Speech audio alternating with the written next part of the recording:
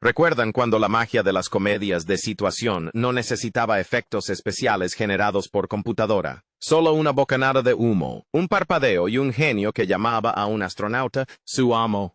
Se trataba de Mi Bella Genio, la comedia de NBC de 1965, protagonizada por Barbara Eden como la genio, Larry Hagman como el astronauta Mayor Tony Nelson, Bill Daly como su fiel amigo Roger Healy y Hayden Rohr como el siempre suspicaz Dr. Bellows. Durante 5 temporadas y 139 episodios, la serie combinó fantasía, comedia física y mucha tensión romántica mientras Tony intentaba, sin éxito, mantener en secreto los poderes de Jeannie.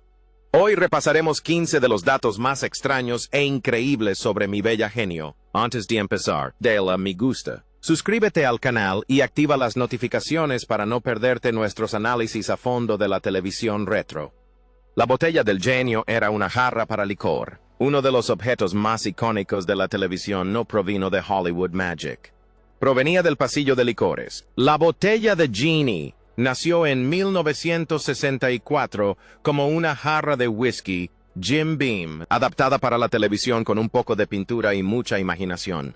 Para la primera temporada, el equipo de utilería tomó el vidrio verde ahumado y lo decoró en negro y dorado para que destacara en los televisores en blanco y negro. Cuando la serie pasó al color en la segunda temporada, la botella recibió una renovación completa.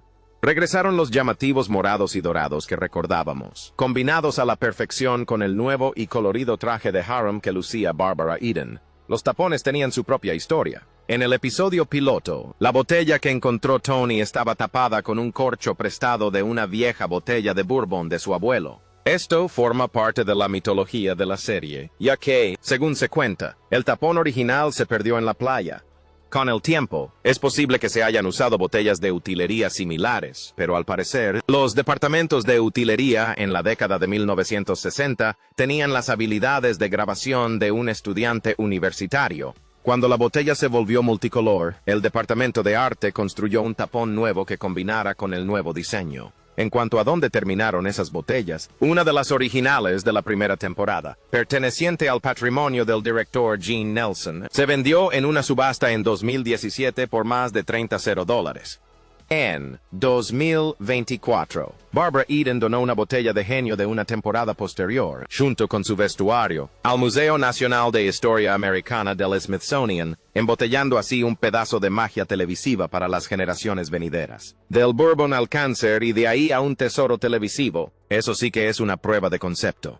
Barbara Eden filmó la primera temporada estando embarazada. Menuda coincidencia. El mismo día que NBC dio luz verde a Mi Bella Genio, Barbara Eden tenía noticias propias. Estaba embarazada. Incluso le dijo a Sidney Sheldon que tendría que tomarse un tiempo libre. En lugar de buscar un nuevo genio, los productores decidieron adaptarse a la situación. Eso significó que los vestuarios se hicieron cada vez más grandes y los velos se multiplicaron. Eden bromeó diciendo que parecía una tienda de campaña andante. El director la filmaba de la cintura para arriba o la escondía detrás de sofás y macetas como si estuviera jugando al escondite en una comedia. El momento más ridículo llegó cuando su amigo, el director Gene Nelson, le pidió que se pusiera un bikini para una escena. Fue entonces cuando ella le dio la noticia de que estaba embarazada. Cuando ella le mostró el traje en su vestidor, su reacción fue inmediata. Ya veo a qué te refieres. La solución rápida. Literalmente le ataron un neumático alrededor del vientre y le echaron toallas encima para disimular el bulto. Menudos efectos especiales de baja tecnología. Y recordemos que esto fue a mediados de los años 60. La televisión aún se mostraba reticente ante el tema del embarazo. La serie I Love Lucy convirtió el embarazo de Lucille Wall en un éxito cómico, pero la mayoría de los programas simplemente hacían desaparecer a las mujeres o esconderlas detrás de los muebles durante 9 meses. El hijo de Eden, Matthew, nació en agosto de 1965 durante un descanso de la producción, y cuando el programa regresó, ella volvió a sumergirse en el mundo del espectáculo como si nada hubiera pasado. Así, mientras los espectadores estaban ocupados viendo al Mayor Nelson intentar esconder a un genio de la NASA, Eden y su equipo llevaban a cabo un acto de desaparición aún más complicado, haciendo desaparecer una barriga de embarazada con nada más que un ingenioso trabajo de cámara y una rueda de repuesto. Jeannie y el Mayor Nelson se reencontraron en Dallas. 25 años después de que Jeannie saliera por primera vez de su botella, Barbara Eden y Larry Hagman se reencontraron en horario estelar. Pero esta vez, en lugar de tensión romántica, desataron una furia incontenible. Eden se unió a Dallas como Leanne de la Vega, una vengativa examante de J.R. Ewing, y esta vez no concedía deseos, buscaba venganza. El artífice de todo, el mismísimo Hagman, en su autobiografía, admitió haber convencido personalmente a Eden para que participara en la serie, sabiendo que los fans disfrutarían enormemente del reencuentro. Se reunieron para almorzar. Ella aceptó. Y de repente, la pareja televisiva que Estados Unidos adoraba estaba de nuevo junta. Ahora su historia de amor se había convertido en una disputa digna de una telenovela. Liane de Laga no solo estaba furiosa, sino que tramaba la venganza definitiva, conspirando para estafar a Junior y robarle una fortuna. Para los espectadores que la recordaban como la dulce y cariñosa genio, la ironía era deliciosa. Hubo un tiempo en que se esforzaba al máximo por hacer feliz al Mayor Nelson. En Dallas, Liane usó el mismo encanto e ingenio para desmantelar la vida de J.R., poco a poco. El guiño más ingenioso. El apellido de soltera de Liane era Nelson, un guiño sutil que recordaba a todos sus orígenes en las comedias de situación, incluso cuando el tono pasó de la fantasía ligera al drama de las traiciones. La trama tenía a los fans entusiasmados y a los periodistas de espectáculos buscando entrevistas. Prueba de que cierta magia televisiva nunca se desvanece, incluso cuando se usa con fines maliciosos. Para los fans, fue surrealista, un momento que cerraba un círculo, donde la pareja televisiva que una vez construyó su relación en secreto, ahora se definía por la hostilidad abierta y la traición. Incluso décadas después, Eden y Hagman aún conservaban la magia, solo que no la que venía con una bocanada de humo y una botella. La famosa canción principal no llegó hasta la segunda temporada. Todos conocen el tema de Mi Bella Genio, ¿verdad? Esa melodía pegadiza que evoca al instante la magia de las comedias de los años 60. Pero, sorpresa, no estaba en la primera temporada. La primera temporada tenía un vals de jazz de Richard West y un narrador que explicaba la misión espacial de Tony y cómo el genio terminó en esa botella. Como si necesitáramos un cuento para dormir antes de que empezara la comedia. Érase una vez, en un lugar mítico llamado Cape Kennedy, un astronauta llamado Tony Nelson partió en una misión espacial. El misil despegó, pero algo salió mal y tuvieron que aterrizarlo. El capitán Nelson aterrizó en una isla del Pacífico Sur donde encontró una botella. Al menos parecía una botella, pero no se comportaba como tal. Según se cuenta, Sidney Sheldon la odiaba. Le parecía insípida, más propia de un bar de cócteles que de la comedia Sparkle. Y aquí viene lo más sorprendente. Al principio del desarrollo, los íconos del pop, Gary Goffin y Carole King, escribieron una canción principal llamada Jeannie y se la presentaron a Sheldon. Imagina que el dúo detrás de la animación presentara el programa. Un ambiente totalmente diferente. Pero Sheldon lo rechazó y nos quedamos con ese aburrido número de jazz. Cuando NBC finalmente pagó por el color en la segunda temporada, Sheldon vio la oportunidad de renovarlo todo. Entra en escena el alegre tema de Hugo Montenegro, junto con una nueva introducción animada de la leyenda de los Looney Tunes, Friz Freleng.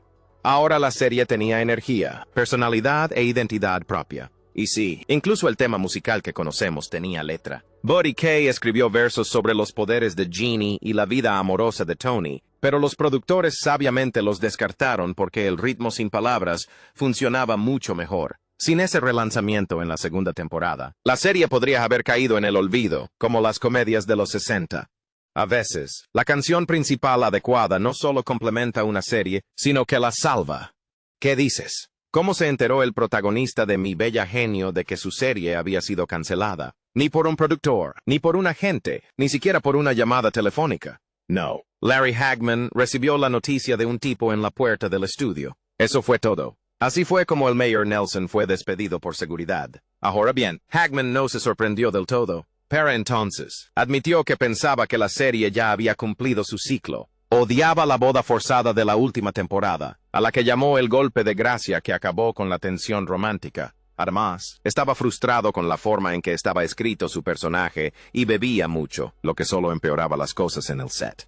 En cierto modo, la cancelación de Jeannie fue la gota que colmó el vaso de problemas que se venían gestando desde hacía años. Pero el momento elegido también decía mucho sobre la televisión de 1970. NBC no solo cancelaba Jeannie, sino que eliminaba toda una oleada de comedias innovadoras de los años 60. Estados Unidos estaba listo para cambiar los genios por la crítica social, y la era de las comedias de evasión estaba dando paso a All in the Family, Mary Tyler Moore y la televisión con mayor conciencia social de los años 70. Si esto hubiera ocurrido hoy, Hagman habría recibido llamadas de agentes, habría tenido a su publicista intentando manipular la información y habría publicado un comunicado de prensa en Variety. En aquel entonces, simplemente llegabas a la puerta y un guardia de seguridad se encogía de hombros y decía, «Lo siento, amigo. Bienvenido a Hollywood». La infame regla de no permitir embarcaciones. Solo en la década de 1970, un ombligo podía provocar un escándalo nacional. Los censores de la NBC prohibieron a Barbara Eden mostrar el suyo, convirtiendo el traje de Jeannie Harum en el epicentro de la moral televisiva. Todo comenzó como una broma. El columnista Mike Connolly preguntó si el genio siquiera tenía un ombligo, y la NBC entró en pánico, emitiendo la ahora legendaria orden de no mostrarlo. El resultado: millones de dólares en publicidad gratuita. Los tabloides y los programas de humor nocturnos se desataron con el tema, y de repente, el abdomen de Barbara Eden se convirtió en una de las partes del cuerpo más comentadas en Estados Unidos. Las soluciones fueron casi tan graciosas como la regla en sí. Los diseñadores de vestuario subían la cinturilla cada vez más o añadían lentejuelas para tapar la vista. En algunas tomas, se colocaba tela transparente de forma precisa para mantener su abdomen cubierto. Incluso tuvieron que cubrirle los pantalones para que no se viera demasiado la pierna. Según la propia Eden, hubo reuniones en el estudio sobre su ombligo, como si fuera una amenaza para la seguridad nacional o algo así. La hipocresía era innegable. En el episodio de la tercera temporada, Jeannie va a Honolulu. Eden estaba atrapada en un traje de baño de una pieza mientras las extras llevaban bikinis que dejaban ver sus ombligos. Los fans sin duda lo notaron. Para colmo, a otras actrices de la serie, incluida la esposa del doctor Bello, se les permitió mostrar el suyo sin problema. La prohibición de mostrar el ombligo era solo una parte de la cruzada moral más amplia de NBC. Jeannie y Tony no podían compartir habitación, e incluso los besos debían mantenerse discretos. Eden ahora se ríe de todo aquello, bromeando sobre la seriedad con la que la cadena se tomaba su ombligo mientras ella intentaba mantener la compostura en esas reuniones. Puede que fuera ridículo, pero la regla de no mostrar el ombligo convirtió a Jeannie en un símbolo cultural. A veces, la mejor publicidad es la que nunca te propusiste crear. La boda que arruinó la serie. Para la quinta temporada, NBC estaba desesperada por un truco para subir la audiencia. Su gran idea, casar a Tony y Jay. Porque, al parecer, nada revitaliza una serie como eliminar la premisa central que la hacía funcionar. El creador Sidney Sheldon se opuso, pero el ejecutivo de NBC, Mort Werner, presionó con fuerza. Señaló a Superagente 86, donde el matrimonio de Max y 99 había disparado la audiencia. Ante la inminente cancelación, Sheldon cedió y en 1970, Estados Unidos sintonizó para ver al mayor Nelson Darelcy. Fue un desastre. Toda la serie se había construido sobre la tensión de si se casarían o no, el secretismo y el caos mágico que el genio desataba mientras Tony luchaba por salvar su carrera en la Fuerza Aérea. Una vez casados, el peligro y la tensión se esfumaron, reemplazados por disputas domésticas sobre si usar magia para las tareas del hogar. Barbara Eden admitió más tarde que el matrimonio rompió la credibilidad porque, como ella misma dijo, ¿cómo se mantiene una relación cuando uno de los miembros de la pareja ni siquiera es humano? Y los fans estuvieron de acuerdo. Peor aún, la boda creó una enorme incoherencia argumental. En el episodio de 1967, The Birds and the Bees Bit, Jeannie explicó que si una genio se casaba con un mortal, perdería sus poderes. Por eso Tony desistió de proponerle matrimonio. Pasamos al episodio de la boda. Jeannie se casa con Tony, conserva sus poderes y los guionistas lo justifican con un simple supongo que los parientes mintieron. ¡Qué astutos! NBC se volcó en la promoción, organizando un auténtico circo mediático en la base aérea Patrick en Florida, con prensa, celebridades e incluso el gobernador del estado presentes. Lo trataron como si fuera la boda real de la televisión, con la esperanza de salvar el programa con un gran espectáculo. En cambio, la boda marcó el principio del fin. Los índices de audiencia cayeron durante la quinta temporada y el programa fue cancelado poco después, demostrando que a veces los mayores eventos televisivos dan lugar a los peores programas. El problema con la bebida de Hagman casi le cuesta el puesto. En televisión, el mayor Nelson era el astronauta pulcro que intentaba controlar a un genio. Fuera de cámara, Larry Hagman era el que nadie podía controlar. Según su propia confesión, confirmada por Barbara Eden, bebió mucho durante la emisión de Mi Bella Genio. No se trataba solo de un problema personal. El alcohol alimentaba sus rabietas, sus bromas pesadas y un comportamiento que hizo que los productores se plantearan seriamente si podrían retener al protagonista de la serie. Su compañero de reparto, Bill Daly, lo llamó un niño travieso, y eso es quedarse corto. Hagman llegó al plató disfrazado de gorila. En una ocasión, atacó un ruidoso aire acondicionado con un hacha de bombero y, accidentalmente, cortó la luz en todo el plató. El director Gene Nelson juraba que, cuando Hagman se enfadaba, incluso, digamos, se orinaba en el plató. No era precisamente la energía de comedia sana que NBC quería transmitir. Y el caos no era solo para provocar risas. Hagman estaba frustrado. Odiaba ser el personaje serio, mientras Barbara Eden acaparaba toda la atención, y creía que a los guionistas les importaba más la magia de Jeannie que las reacciones de Tony. Ese resentimiento se reflejó en su comportamiento en el set. Los productores se hartaron tanto que idearon un plan para reemplazarlo con Darren McGavin. Sí, el anciano de Una Historia de Navidad. Se había planeado toda una trama en la que Jeannie superaría su ruptura con Tony, pero Barbara Eden la rechazó. Les dijo a los productores, creo que sería una tontería cambiarlo a mitad de la serie. Su lealtad salvó el trabajo de Hagman. Más tarde, Hagman admitió que pensó que el incidente del hacha acabaría con su carrera e incluso le agradeció a Eden por haberle mantenido el empleo. La ironía reside en que, en Jeannie, él era el que intentaba controlar el caos sin éxito. En Dallas, se convirtió en J.R. Ewing, el hombre que lo controlaba todo. La historia de origen reescrita. Si solo ves la primera temporada de Mi Bella Genio, te enteras de que Genio no nació con poderes mágicos. Era una mujer mortal maldita y convertida en genio por el siniestro Blue Djinn. Eso le dio un toque trágico. Antes humana, ahora condenada a vivir en una botella. Para la tercera temporada, olvida todo eso. De repente, Jeannie siempre había sido una genio. Sus padres genios, su hermana genio. Mira en la bola de cristal. Básicamente, todo su árbol genealógico brillaba con efectos de humo. El ángulo de la maldición trágica desapareció, reemplazado por un desfile de extravagantes parientes genios que aparecían para sembrar el caos. La mayor contradicción. En la primera temporada, Jeannie recordaba con nostalgia a sus padres campesinos del viejo país. En temporadas posteriores, esos campesinos se habían transformado en poderosos genios, incluida su traviesa madre, Quian, como Jiro Inesperado. También fue interpretada por Barbara Eden. Y hablando de ese jean azul, apareció en el primer episodio de la segunda temporada, Feliz Aniversario, en 1966, interpretado por Michael Ansara, quien casualmente era el esposo de Barbara Eden en la vida real. Imagínense filmar una escena con su malvado y todopoderoso captor, que en realidad es su cónyuge, y luego ir a casa juntos a cenar.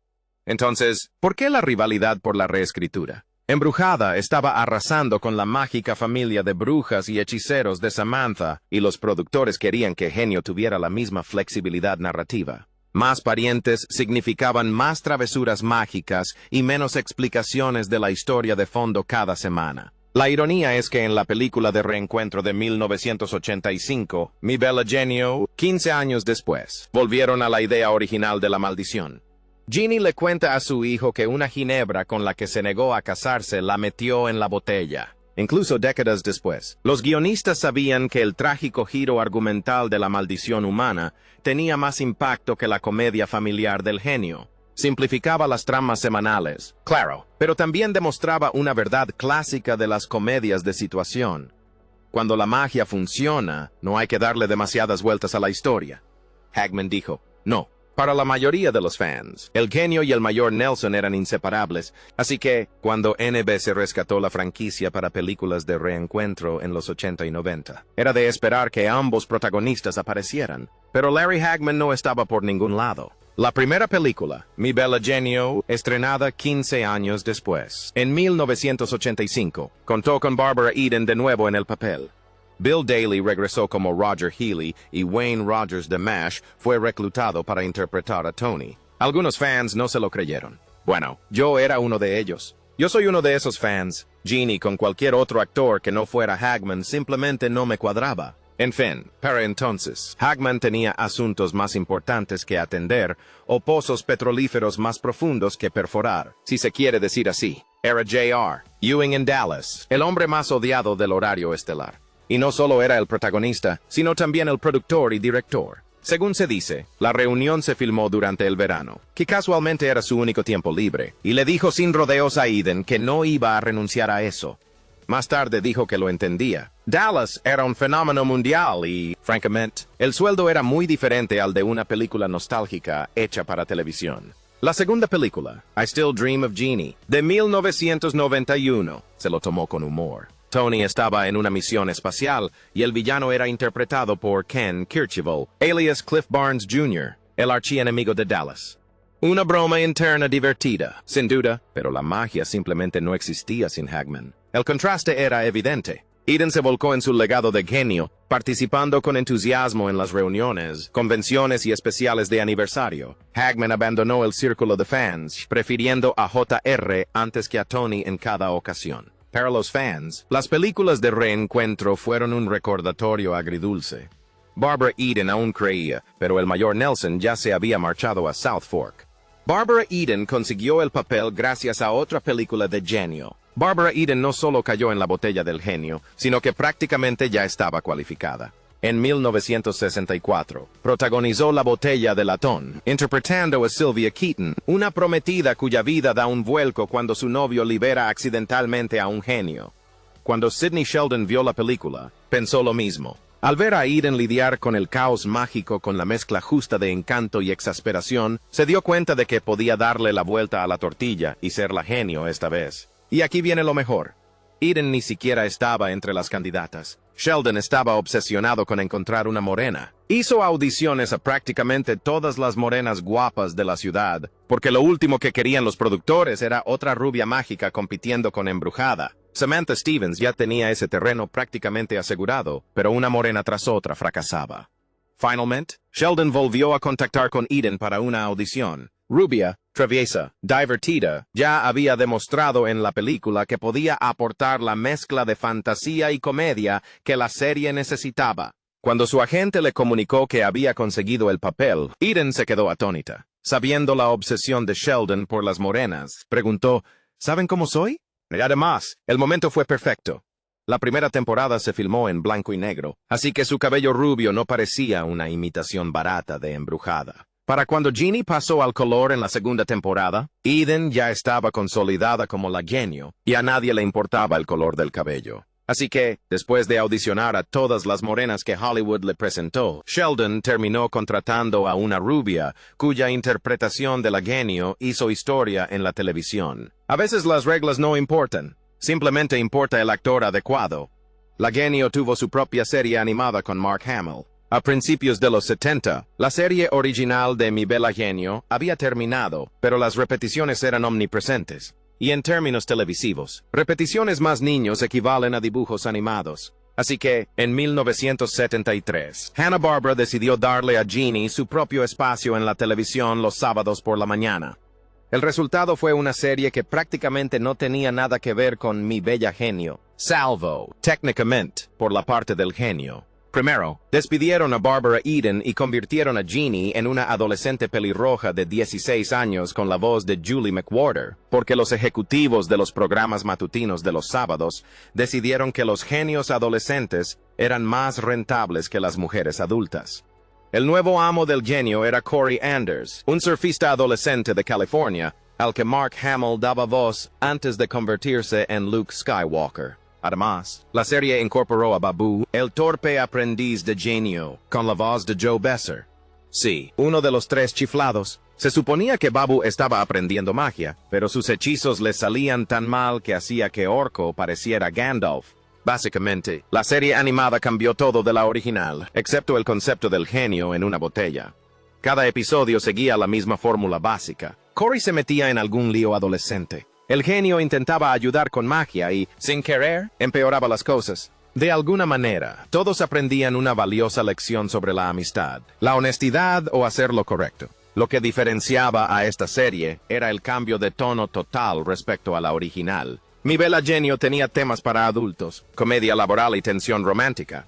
La caricatura trataba sobre problemas adolescentes y suavizaba los sentimientos. Era como si alguien hubiera tomado un sofisticado cóctel de champán y lo hubiera convertido en leche con chocolate. La animación era la clásica de Hanna-Barbera, lo que significa que la boca del genio se movía tanto como la de un muñeco de ventrílocuo, y cada transformación mágica iba acompañada del mismo efecto de sonido brillante que usaban en todas las demás caricaturas. A pesar de lo prometedor que era, la serie animada de El Genio solo duró una temporada de 16 episodios en el otoño de 1973, con reposiciones que continuaron hasta 1975. Nunca logró capturar el encanto de su predecesora de acción real. Quizás porque el carisma de Barbara Eden no encaja en el formato de los dibujos animados de los sábados por la mañana. O quizás porque sustituir a una astronauta consumada por un adolescente cuya mayor preocupación es su próxima competición de surf supuso un malentendido fundamental sobre lo que hacía que la serie original funcionara. Aún así, sigue siendo una fascinante cápsula del tiempo de la televisión infantil de los años 70, cuando las cadenas creían que podían añadir colores brillantes y una moraleja a todo y llamarlo oro puro de los sábados por la mañana. A veces tenían razón. Esta no era una de esas veces. Hubo mucha improvisación. Larry Hagman tenía fama de, digamos, salirse de lo convencional, a veces literalmente. Desde el primer día se inspiró en Mi Bella Genio. Esto generó cierta tensión profesional. Sidney Sheldon quería que sus actores se ciñeran al guión, mientras que Hagman estaba decidido a seguir sus propias reglas, y así lo hizo. Hagman añadió diálogos, gestos y toques de comedia física que no estaban en el guión. A su compañero de reparto, Bill Daly, le encantó. Los dos planeaban pequeñas escenas para animar los momentos estáticos, como rebuscar en un archivador o barajar papeles durante los diálogos. Esos detalles le daban a sus conversaciones la naturalidad y credibilidad de dos amigos de verdad atrapados en situaciones absurdas. Barbara Eden admitió que las sorpresas de Hagman a veces la desconcertaban, pero consideraba que su química era mágica. Cuando él improvisaba y la pillaba desprevenida, sus reacciones genuinas se reflejaban en la pantalla, y esa autenticidad fue parte de lo que conectó con el público. Claro que no todo era diversión para el equipo de producción de una comedia de situación de los años 60. Grabar rápido, seguir el guión y seguir adelante. La improvisación de Hagman podía ser exasperante. Sheldon pensaba que ralentizaba todo.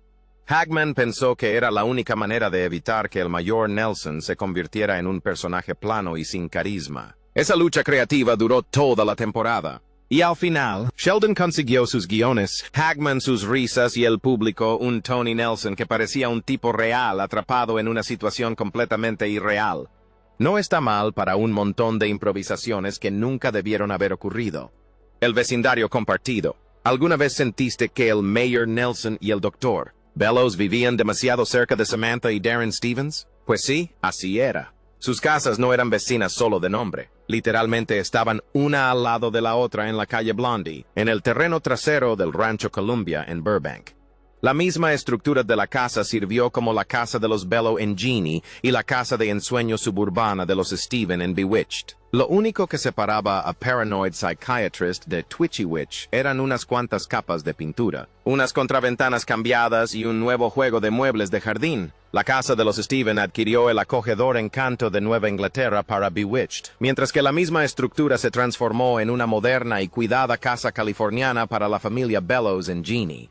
Eso no es magia televisiva, es un equipo de decoradores agotados trabajando horas extras. Y Blondie Street no era solo un callejón sin salida del genio y la bruja durante los años 60 y 70 y más allá. Aparecía en Los Walton, National Lampoon's Christmas Vacation. Y sí, la fuente de Friends estaba a la vuelta de la esquina. Si alguna vez has hecho un tour de Warner Brothers, básicamente has caminado por el barrio del genio sin siquiera darte cuenta.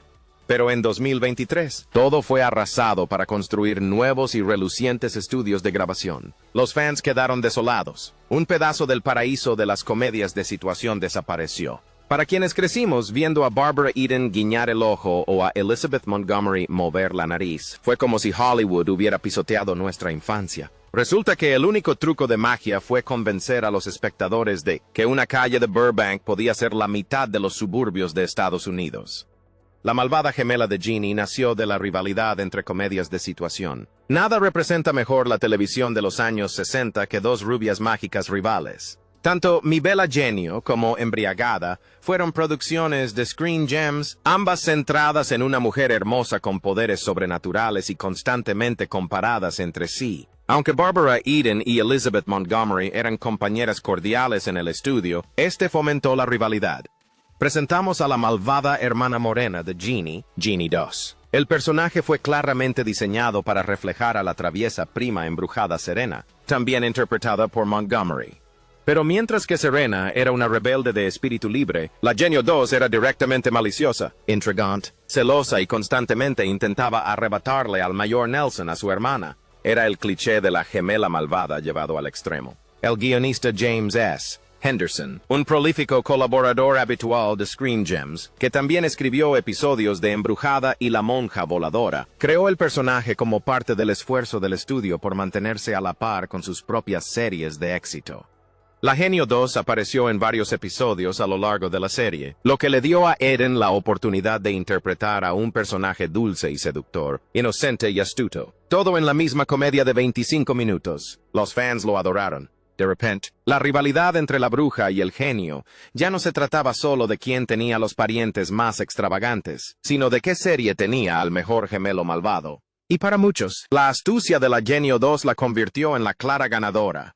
Dos genios por el precio de uno. Bueno, eso no es solo un giro argumental de una comedia de situación. Eso demuestra que las grandes producciones cinematográficas saben exprimir al máximo el potencial de su estrella. Y ahí lo tienen. 15 datos curiosos que demuestran que el rodaje de Mi Bella Genio fue tan alocado como en pantalla. ¿Qué dato te sorprendió más? ¿Y cuál se nos escapó? Cuéntanos en los comentarios. Si te gustó este viaje al pasado, dale un me gusta al video, suscríbete y activa la campanita para no perderte nuestro próximo viaje por el camino de los recuerdos. ¡Hasta la próxima! La malvada gemela de Jeannie nació de la rivalidad entre comedias de situación. Nada representa mejor la televisión de los años 60 que dos rubias mágicas rivales. Tanto Mi Bella Genio como Embriagada fueron producciones de Screen Gems, ambas centradas en una mujer hermosa con poderes sobrenaturales y constantemente comparadas entre sí. Aunque Barbara Eden y Elizabeth Montgomery eran compañeras cordiales en el estudio, este fomentó la rivalidad. Presentamos a la malvada hermana morena de Jeannie, Jeannie 2. El personaje fue claramente diseñado para reflejar a la traviesa prima embrujada Serena, también interpretada por Montgomery.